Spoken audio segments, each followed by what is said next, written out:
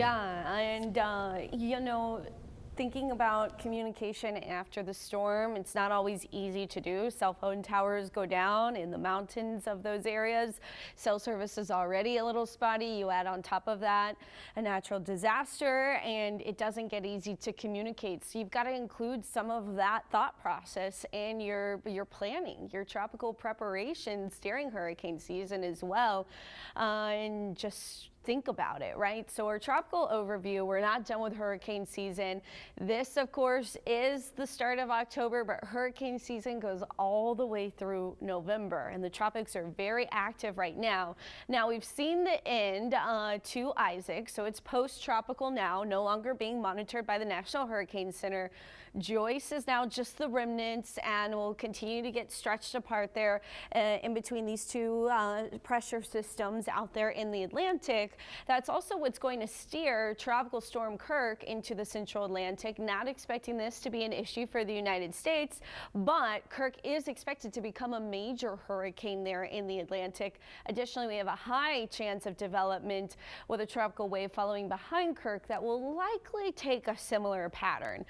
40% chance of development in the Gulf of Mexico, though. So this is a low pressure system that's coming off the Central American gyre into the Caribbean Sea. I really start to notice this. You see the moisture increasing from the system, especially as we head into Thursday. Additionally, that gyre is likely going to spin up a little bit of a weak trough. So this is an inverted trough, an inverted low that is going to help bring the tropical moisture into Texas. We also see an area of low pressure developing over West Texas that's going to help tap into that moisture as well. But what you see is Gulf moisture, tropical moisture returning right to our coastline. So this isn't necessarily going to impact everyone in the coastal bend, but as we head into Saturday, our rain chances do start to go up. Now there is a chance we see that tropical system trying to develop here in the Gulf of Mexico. Where does it go next?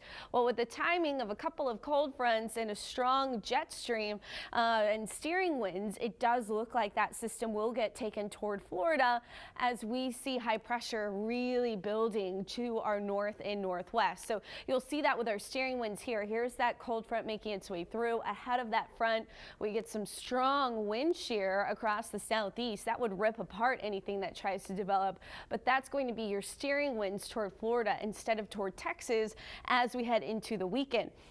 Now, there is a front that kind of almost stalls, and that's going to keep all of that tropical moisture over the Gulf of Mexico for the most part, and any heavy rainfall would trend toward Florida with that system. But again, we have a chance for at least a little bit of rain, mostly this weekend, as that weak trough makes its way into the area. So Saturday is going to be our best shot of rain, but right now in the coastal bend, we are calm, we are dry, and we are sunny. We're going to soak up the sunshine and the heat. Temperatures still hanging out in the 90s here on this October 1st. We'll get to 90 around noon, 94 to 95 degrees, your high temperature today. We'll stay in the 90s throughout this first week of October. Again, the best shot of rain coming on Saturday. Barbie, John Thomas.